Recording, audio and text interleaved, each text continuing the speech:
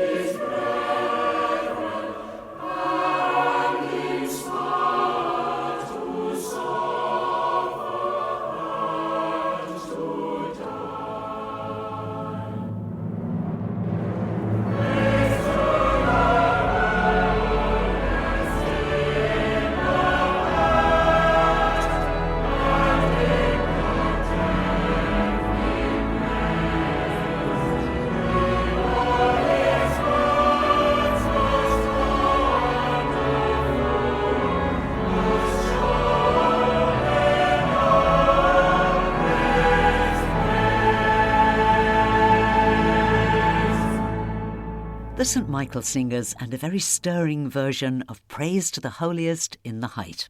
I wonder if you remember when Thought for the Day was a regular feature starting and ending each day of our broadcasting here on Manx Radio. When Peter Shimmin, a lay reader in the Anglican Church, joined the rota of contributors, he'd just got a puppy, a lurcher called Jacko, and he always managed to make thoughts about his faith link into the challenges and the joys of life with his new companion. Listeners might not have always remembered Peter's name, but they were always keen for more stories about Jacko. I think dog owners in particular recognised so many of Jacko and Peter's escapades. This, from 2016, is very typical.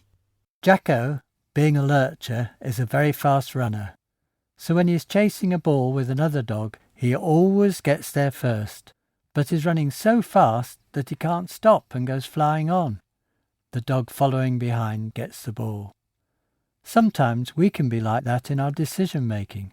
We rush on without thinking of the consequences. I think it's always a good thing, before taking an important decision, to consult others and, above all, to pray. Listen to the words of James in the Bible. If any of you lacks wisdom, he should ask God, who gives generously to all without finding fault, and it will be given to him.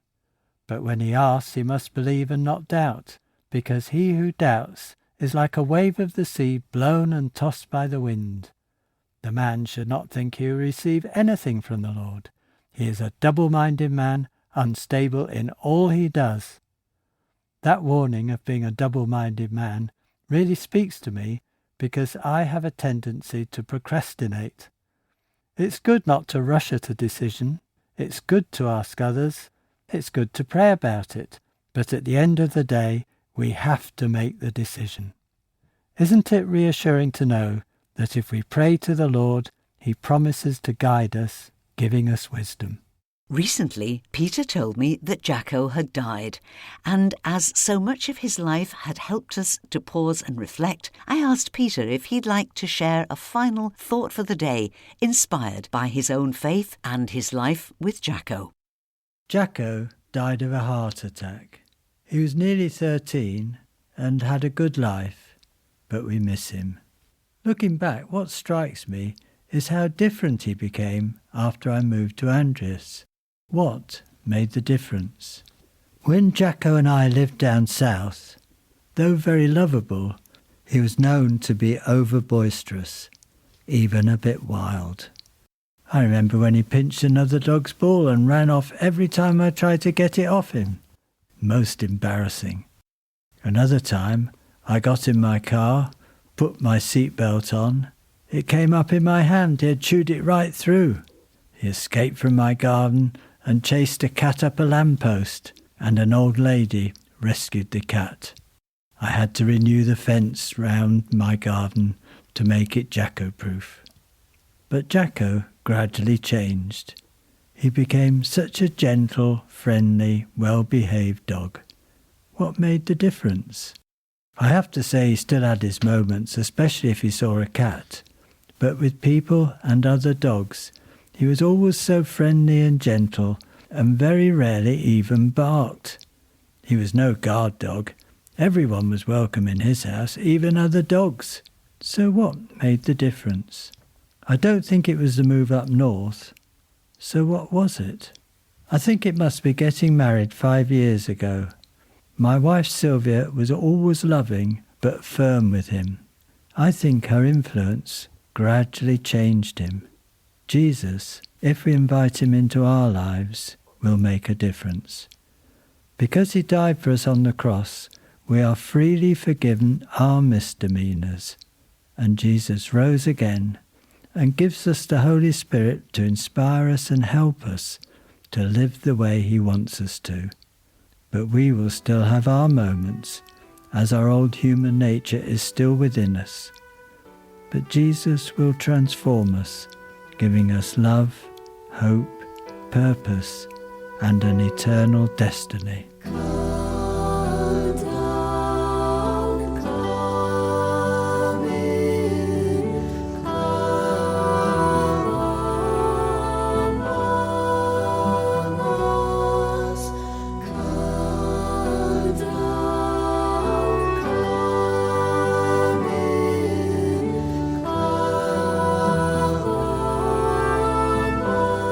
come among us. Thank you to lay reader in the Anglican Church, Peter Shimmin, sharing a final reflection on faith and life with Jacko. The music is Come, O Wisdom of God by the duo Came.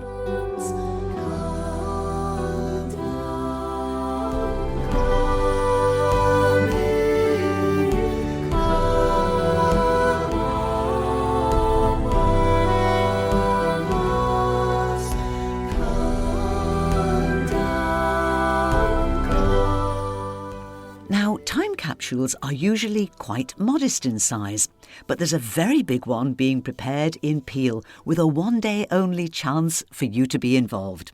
As we've mentioned before on this programme, the Cathedral in Peel is closed at present for major works including relaying the entire floor, making it into a more usable space that's safe, level and includes more efficient and greener heating. The last base layer of the floor has now been laid, and so, for one day only, everyone has a chance to go into the cathedral and sign the floor.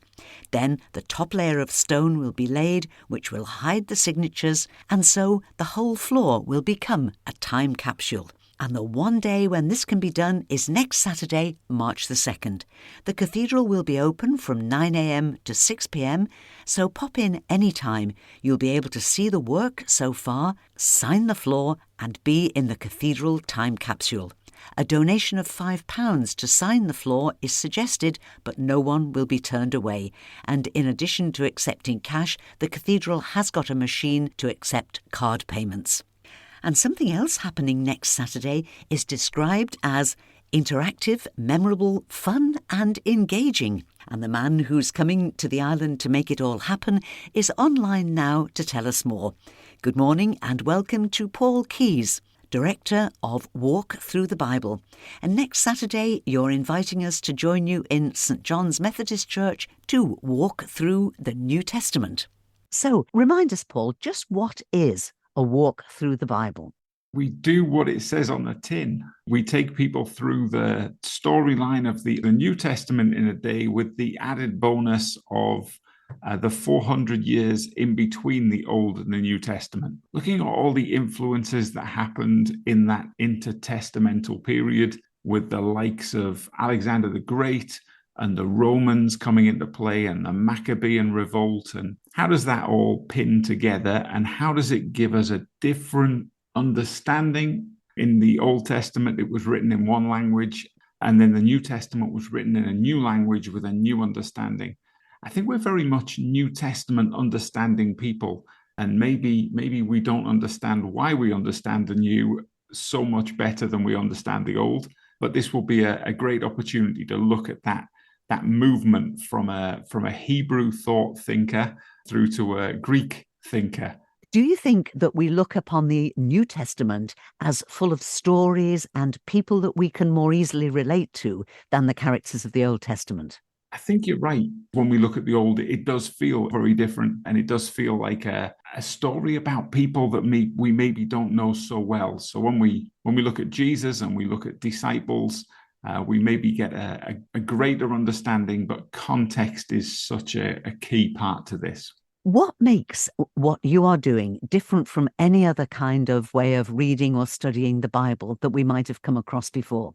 I always feel slightly awkward about uniquenesses. I'm really pro so many different types of Bible reading. At the minute, we're going through a Navigators series in our church, reading 5 chapters a week, so kind of one on every weekday, and that works really well. When I preach on a Sunday, I take a few verses and delve deeper into them, and that works really well too.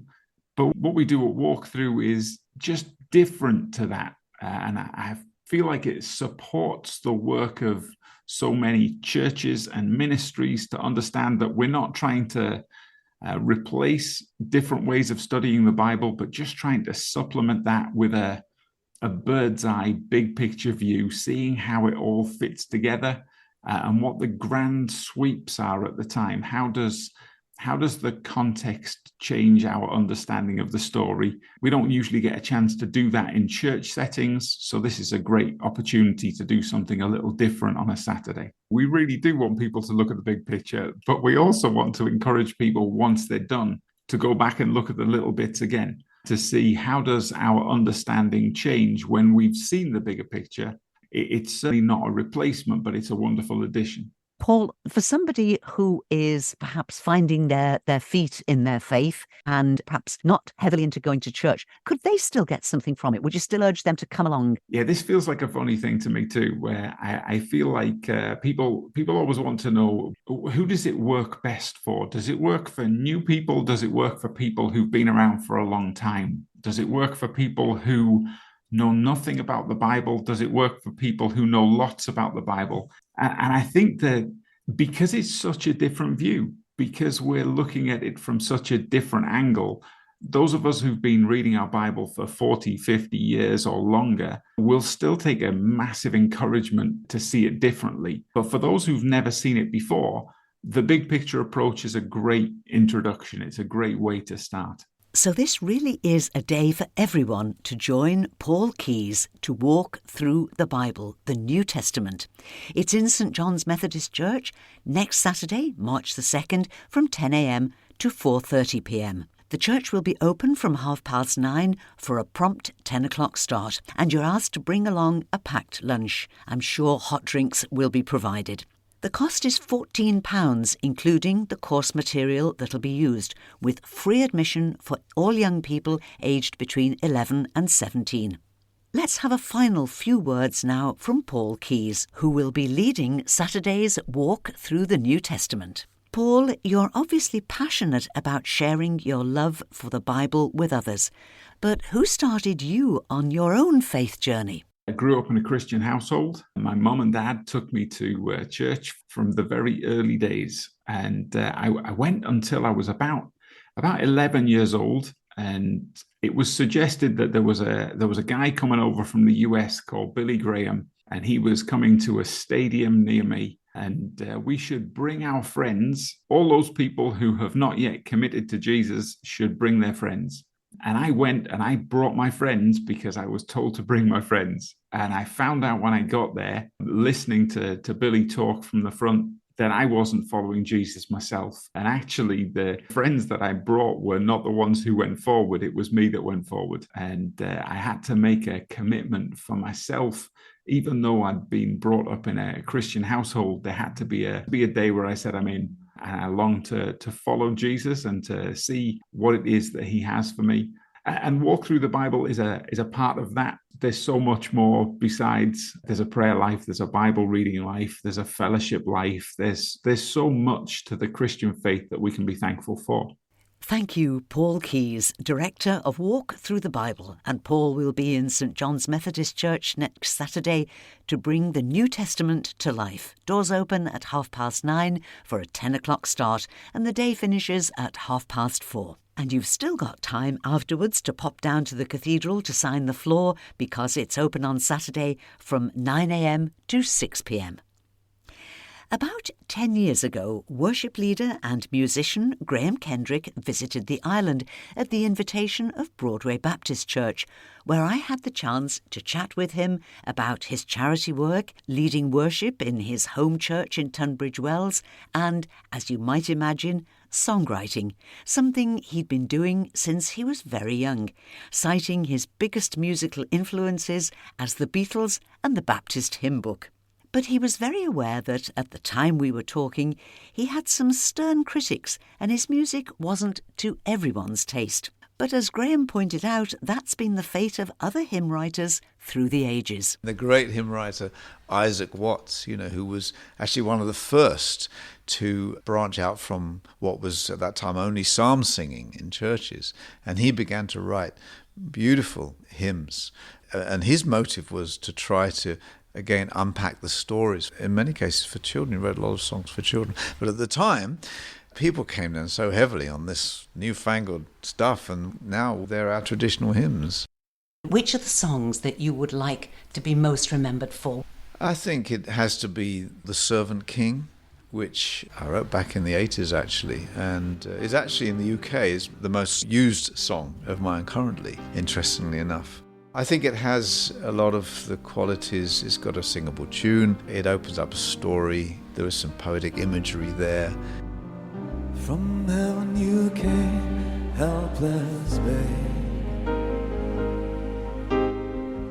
entered our world, your glory there, not to be served, but to serve. And give your life that we might live. This is our God, the servant King.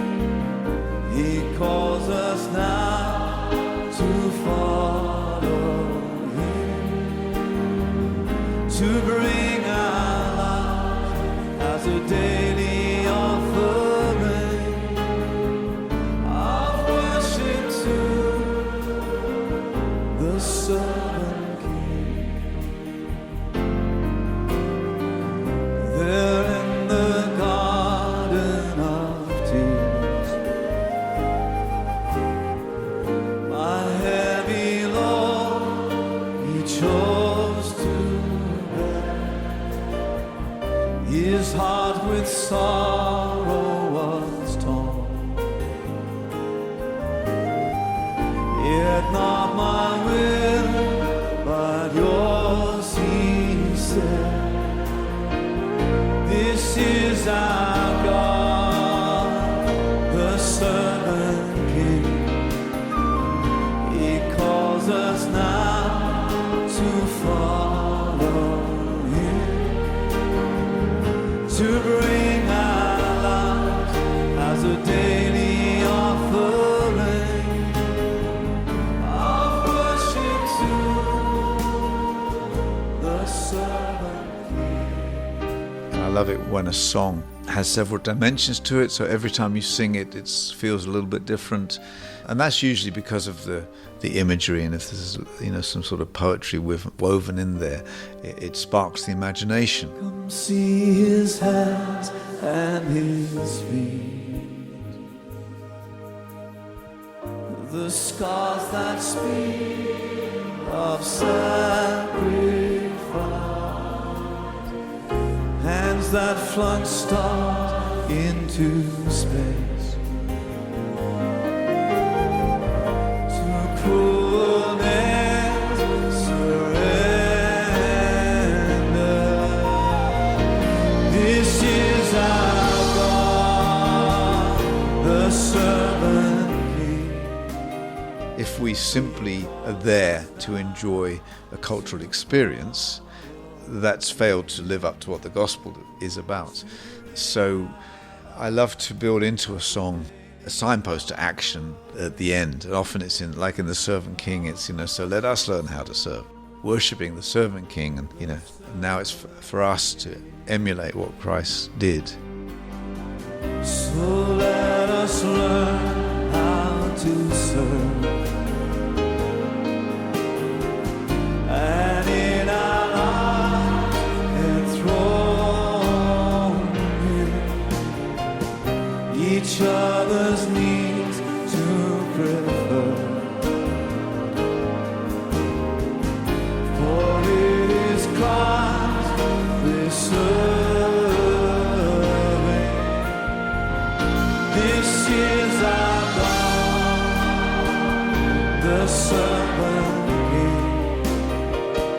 He calls us now to follow him, to bring our life as a daily offering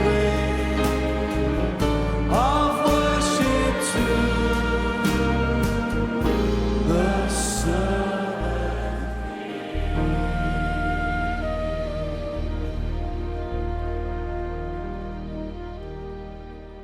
Graham Kendrick talking and singing the song for which he would most like to be remembered, The Servant King. And now it's time to take a look at our notice board, and during these weeks of Lent, as we spring clean our lives in preparation for the great celebration of Easter, you may well have chosen to support the Lent Lunches, a simple, nourishing meal with proceeds supporting local and global charities. So here's a roundup of where you can find this year's Lent Lunches. I'm just going to give you the venues, times and cost because the food is very similar everywhere. Always soup and bread, desserts and hot drinks, and maybe one or two extra surprises. Incidentally, Lent Lunches don't start in Ramsey until March the 5th, and as far as I know, there are no Lent Lunches served anywhere on a Wednesday. So, Monday, St George and All Saints Parish Hall, Alexander Drive in Douglas, from noon till 1:30, £7.50. Tuesday, it's the Abbey Church Hall in Ballasalla, served from 12 noon till 2 p.m, costing £7. Every Thursday, it's the Cool Methodist Chapel Hall on Cool Road in Braddon from noon till 2 p.m, costing £7. And also every Thursday, there are lunches in St Anthony's Pastoral Centre in Onken from 12:30 till 2 p.m, £8 each. Then every Friday, it's lunch at St Thomas's Church on Finch Road here in Douglas from noon until 1:30. Suggested donation £7. And a word of thanks to everyone who's donating food for the lunches and helping with the cooking and the serving. And in other notice board news, you're invited to a Lenten reflection this Wednesday, the 28th, at 7:30 in St George's Church here in the centre of Douglas, entitled I Have Called You Friends. It'll be led by the Right Reverend Mark Davis, Bishop of Middleton in the Diocese of Manchester, who's been appointed by the Archbishop of Canterbury to have care of this diocese of Soder and Man until a new bishop is appointed. Everyone is welcome. It's a chance for us to come together and share a time of prayer and reflection. Bishop Mark is an excellent communicator, and this promises to be a very special evening. On Friday, March the 1st, there's a coffee morning in Onken Methodist Church Hall in aid of the leprosy mission. Michael Hardy from the charity will be there to provide an update on the progress being made with current projects. And Friday, March the 1st, is World Day of Prayer, with the theme this year being I beg you, bear with one another in love, with stories and prayers for peace prepared by the women of Palestine and uniting churches around the world who are using this same service this coming Friday. There may be other services, so look out for posters in your area, but these are the ones that I know about. The churches in Douglas are sharing a service in the Cathedral Church of St Mary of the Isle in Hill Street here in Douglas on Friday morning at 10 o'clock. And in the south, there's a morning service being hosted by St Catherine's Church in Port Erin. They begin with refreshments from 10 o'clock onwards in the church hall, where there'll also be a fair trade stall. And the service itself will start on Friday at 11 a.m. in St Catherine's Church. And there's a children's corner in the church, so you're welcome to bring along little ones.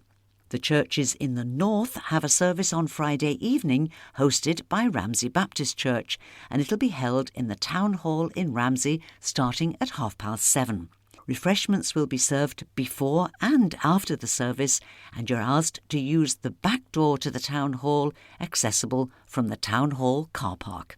And because next Saturday is the first Saturday in March, it's time for the monthly Glenmay Craft Market, open on Saturday from 11 a.m. to 4 p.m. in Glenmay Chapel and Community Centre. Homemade produce and handicrafts and so much more. Entry is free, and homemade light lunches with those famous bacon baps will also be on sale. Just head for Glenmay and look out for the bunting and the banners. And finally, next Sunday, March the 3rd, there's a Mariners service at Kirkchrist Russian Parish Church, led by Reverend Canon Joe Heaton, with, as usual, afterwards supper and community hymn singing. And I'm afraid that's all that we have time for now. But I'll be back later in our virtual lounge tonight from 9 o'clock onwards with our usual mix of easy listening music, your requests and your dedications. So, until whenever we meet again, this is Judith saying thank you for listening, and I wish you and those you love a blessed and peaceful week and a very good morning.